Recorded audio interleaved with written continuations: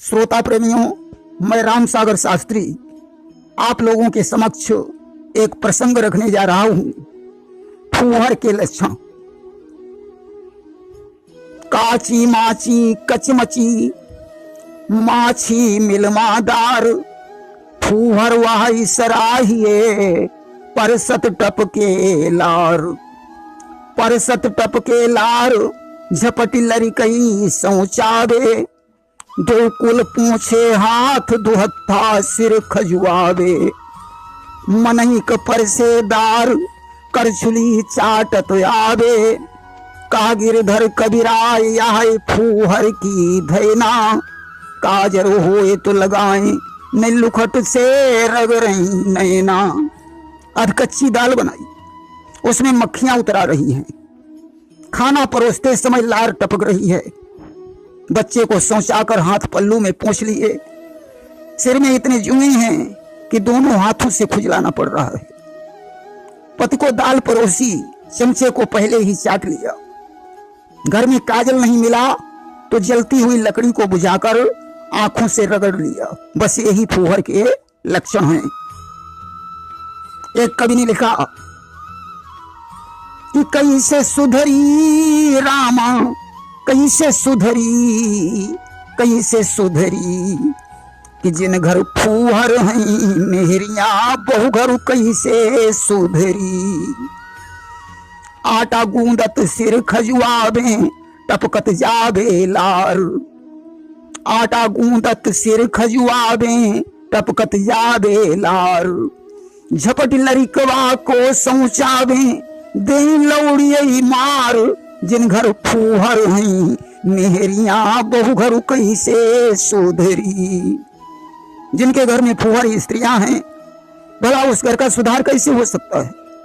आटा गूंद रही हैं, लार टपक रही है। लड़के को जल्दी बल्दी समझाया, लड़की के दो चार हाथ जड़ दिए और कि रोटी पवत जुआ को पकड़े दे पटापे मार। रोटी पवत जुआ को पकड़े दे पटापे मार। नाक छिनक चौका मा फेंकई टूट गिरत हैं बार। जिन घर फूहर हैं मेहरिया बहु घर कैसे सुधरी। रोटी बनाते समय जुआ को पकड़कर पटे पर मार दिया। दुनाला चल रहा है, नाक छिनक कर चौके में फेंक दी। बाल खुला है, टूट कर सब्जी और रोटी में गिर रहे हैं। और आधो नोन कचपची रोटी और किसकनी दार। आधो नोन कचपची रोटी और किसकनी दार। लड़का बच्चा रोटी मांगे चोटी दे फटकार। जिन घर फूहर हैं मेहरिया बहु घर कैसे सुधरी। सब्जी में आधा नमक है, रोटी अध कच्ची है, दाल खिसक रही है। बच्चे रोटी मांग रहे हैं, उनकी चोटी खींच दी, जाओ थोड़ी देर में आना। और बात बात में करें लड़ाई ए फूहर के काम। बात बात में करें लड़ाई ए फूहर के काम। बुद्धा कहीं फतेहगढ़वासी घर घर घूमे बाम। कि छोड़े एक ना बखरिया बहु घर कैसे सुधरी। जिन घर फूहर हैं मेहरिया बहु घर कैसे सुधरी। बात बात में झगड़ा करती है, हर घर की खबर लेती हैं, किसके घर में क्या हो रहा है, एक भी घर नहीं छोड़ती है। यही फूहर के लक्षण हैं। एक कवि ने लिखा कि उठती है दिन के 8 बजे, संध्या होते सो जाती है। घर में न बुहारी देती है, शाम को न दिया जलाती है। वह धर्म कर्म तो दूर रहे, अपनी भी उसे संभाल नहीं। साड़ियां तेल से चिकट रही, बांधे बरसों से बाल नहीं। खुजलाती है सिर खड़े खड़े, जुओं पर बाजी टूट रही। लग रहा मैल स्याही बनकर, दुर्गंध बदन से छूट रही। 8 बजे सोकर जगती है, शाम को सो जाती है। घर में झाड़ू नहीं लगाती, शाम को दीपक भी नहीं जलाती। धर्म कर्म की बात ही छोड़ो, बरसों से स्नान नहीं किया, बाल तो कभी बांधे ही नहीं गए, तेल से साड़ियां चीकट हो गई हैं, बालों में जुओं की सुमार नहीं है, मैल स्याही बनकर शरीर में लद रहा है, जिसके कारण शरीर से दुर्गंध आ रही है। फूहर का यही लक्षण है। एक कवि ने लिखा है कि फूहर न जागी छिटकियायो घमुबा, फूहर न जागी छिटकियायो घमुबा, फूहर न जागी। कि जब जागी तो मुंह लटकाए, जब जागी तो मुंह लटकाए, आग लगे घर को छुटे सारो कमवा, फूहर न जागी छिटकियायो घमुबा, फूहर न जागी।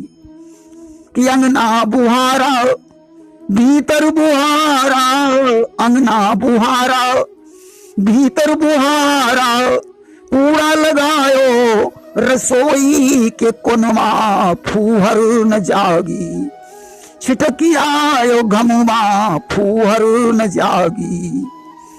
कि दाल बनाई भात बनाया, दाल बनाई भात बनाया, शेर भर पानी सवा शेर नुनवा, फूहर न जागी छिटकियायो घमुबा, फूहर न जागी। धूप बिखर गई, फूहर सो रही है, सोकर उठी, जब उठी तो मुंह लटकाए हुए, हे भगवान इस घर में आग लग जाए, हमसे घर का काम काज नहीं हो रहा है। जैसे तैसे झाड़ू लगाया, रसोई घर में कूड़ा जमा कर दिया, दाल बनाई और भात बनाया, शेर भर पानी और सवा शेर नमक डाल दिया। यही फूहर के लक्षण हैं। एक कवि ने लिखा कि दाल में हरद न मिर्च पड़ी, जाके साग में नोन न रांधो फीको, पूड़ी पुआ को सेक न जाने, तेल से बूरो करई धरी घी को। मैले वासन जमी रही जूठन, फेरी न जानत दूध दही को। राम प्रताप कहें जासे राम बचावई, ऐसी लुगाई से क्वारई को। दाल में हल्दी मिर्च भी नहीं डाला, सब्जी में नमक डालना भूल गई, पूरी पकवान बनाना नहीं आता है, बर्तन साफ हो गए, आधी जूठन लगी हुई है, दूध दही को फेरना नहीं आता है। ऐसी स्त्री से तो कुंवारा रहना ही भला है। और लिखा कि आवत ही गुर्राई परई, और सांस ले जैसे नागिनी मानो, बेमतलब लड़कन को मारई, और सासु ननद से ठोकत फानो। दंत कराल मसाल से नैन, और बिखरे केस भयंकर बानो। राम प्रताप कहें जैसे राम बचावई, नारी नाही जाई नाहर जानो। आते ही गुर्राने लगे, नागिन की तरह सांस लेवे, बिना मतलब के बच्चों को पीट देवे, सास और ननद से झगड़ा करे, बड़े बड़े दांत और मसाल जैसी आंखें, चुड़ैल की तरह बिखरे केस। ऐसी स्त्री भला नाहर से क्या कम है। कि सास को देखे सिंगनी सी जमाई ले, और ससुर को देखे साड़ी सी मुंह बावती है। जेठ को देखे प्रेतनी सो दिखावे रूप, और दिवर को देखे डाकिनी सी डरावती है। ननद को देखे नागिनी सी फुंकार भरई, और पति को देखे खाऊं खाऊं करी धावती है। कात राम सागर दारी जा रहे पड़ोसी की, और कर्म केर फूटे घर ऐसी नारी आवती है। सास को देखकर सिंघनी के समान बन जावे, ससुर को देखकर साननी बन जाए, जेठ को देखकर प्रेतनी के समान बन जाए, देवर को देखकर डायन बन जाए, ननद को देखकर नागिनी बन जाए, पति को देखकर खाओ खाओ करके दौड़े, पड़ोसी से रोज झगड़ा करे। किस्मत फूट जाने पर घर में ऐसी स्त्री आती है। एक कवि ने लिखा कि कैसे सुधरी रामा, कैसे सुधरी, कैसे सुधरी कि जिन घर करकस हई मेहरिया, बहु घर कैसे सुधरी कि परई सवेरे उठई अवेरे, दोपहर देई बुहारी, और जब देखे बालम घर आए, रोवन लगई अगारी, हमरी लीनी ना खबरिया, बहु घर कैसे सुधरी। जिनके घर में कर्कशा स्त्री है, उस घर का सुधार कैसे हो सकता है। शाम को जल्दी सो जाती है, दोपहर को झाड़ू देती है, पति जब घर में लौटता है तो रोने लगती है। झाड़ू देवे करे न रोटी, हम तो हैं बीमार, कबहू करी दवा ना दारू, कैसे छुटे बुखार, लेटी पलंगा करी मक्करिया, बहु घर कैसे सुधरी।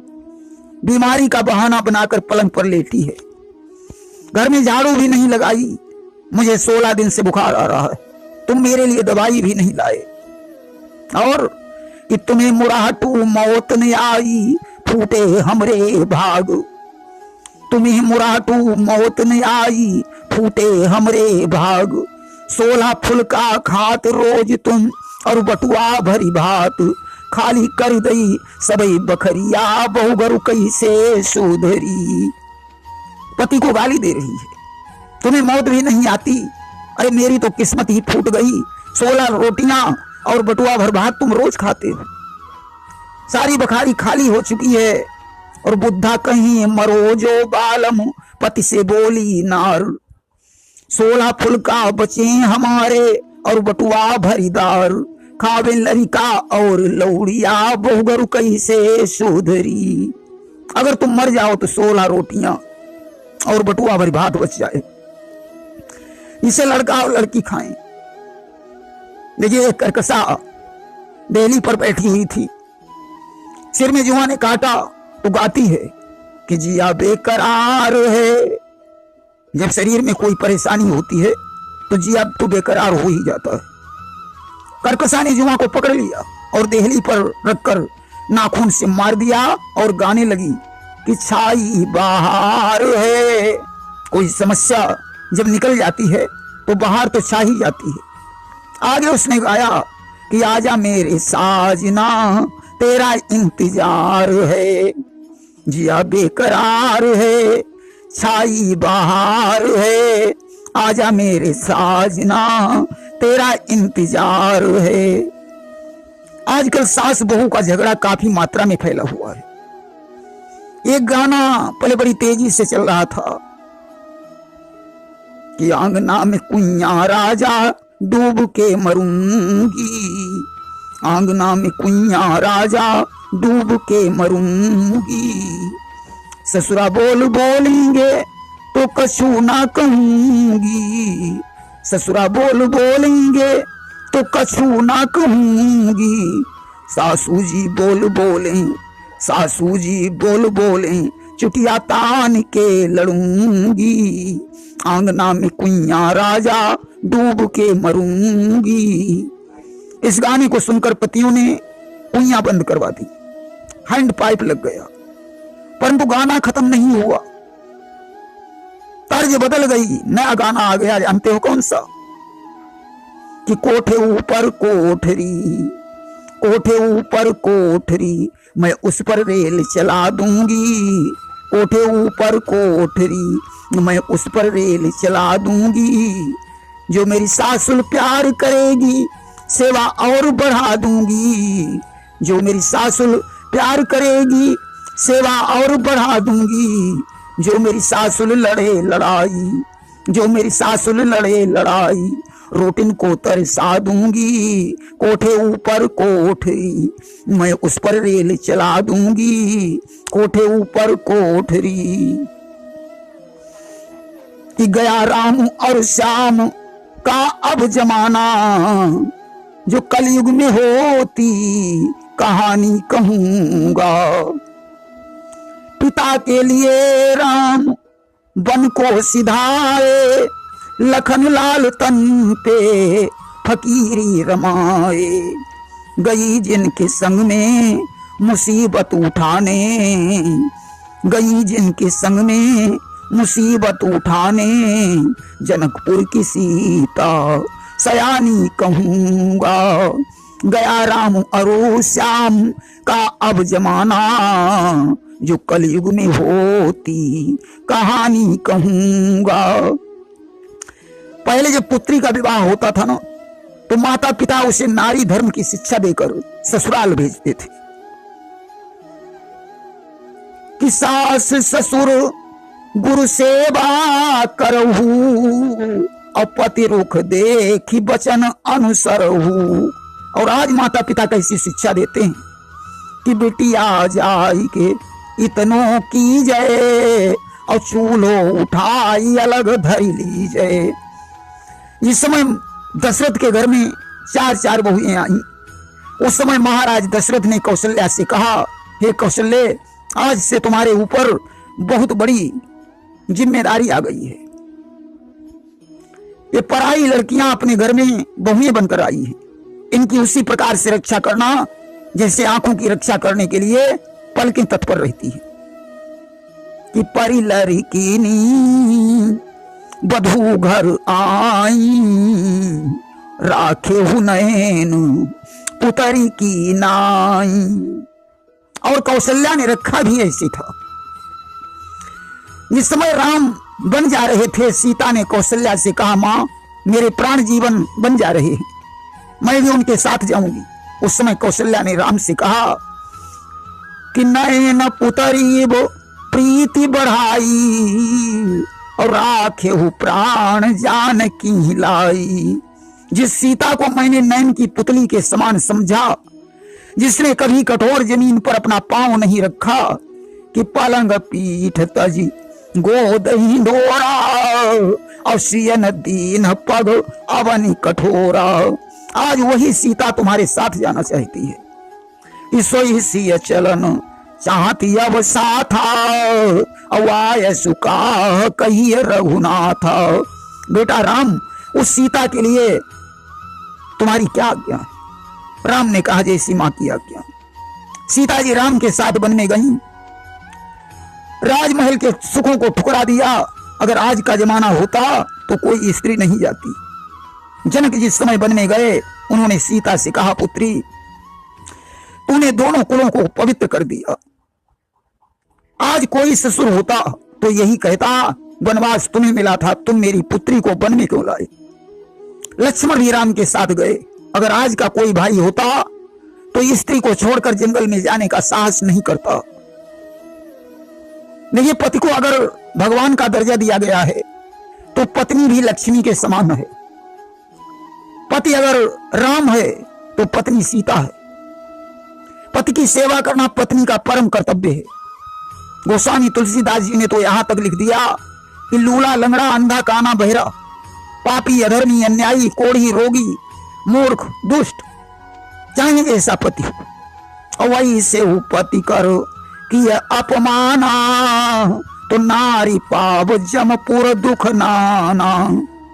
ऐसे पति का भी जो अपमान करती है स्त्री, उसे नरक में जाना पड़ता है। परंतु पत्नी भी की भी इज्जत होती है। पति का धर्म है वह अपनी पत्नी का सम्मान करे। सास अपनी बहू को पुत्री के समान समझे तो बहू भी अपनी सास को मां के समान समझने लगेगी। महाभारत होना बंद हो जाएगा। श्री रामचरितमानस का अगर अनुकरण किया जाए तो सारी समस्याएं समाप्त हो जाएंगी।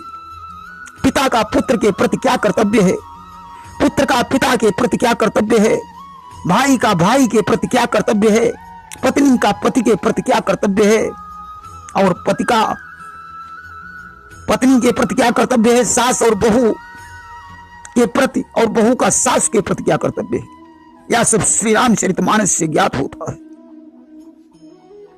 आज तो श्री रामचरितमानस प्रत्येक घर में होना चाहिए। सभी को इसका अध्ययन करना चाहिए। श्री रामचरितमानस की पूजा होनी चाहिए। श्री रामचरितमानस का अनुकरण होना चाहिए। तभी सारी समस्याओं का समाधान हो सकता है। प्रेम से बोलिए वृंदावन बिहारी लाल की जय।